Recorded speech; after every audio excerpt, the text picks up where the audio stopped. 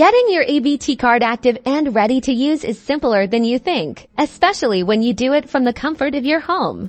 Today, we'll walk you through the entire process of activating your electronic benefits transfer card online, ensuring you can access your benefits quickly and conveniently. First, you'll need to navigate to your state's official EBT benefits portal. You can usually find this by searching online for your state's EBT program followed by Activate Card.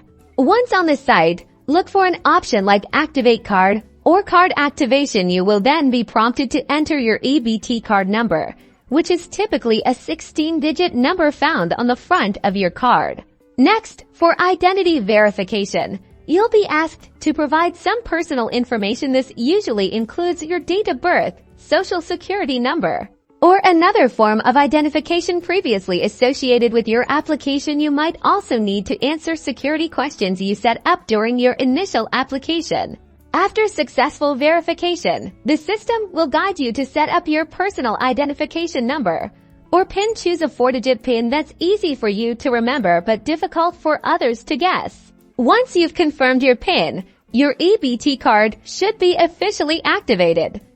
You'll typically receive an on-screen confirmation message. Now your card is ready to use for purchases wherever EBT is accepted. You can also view your balance and transaction history anytime by logging back into the online portal.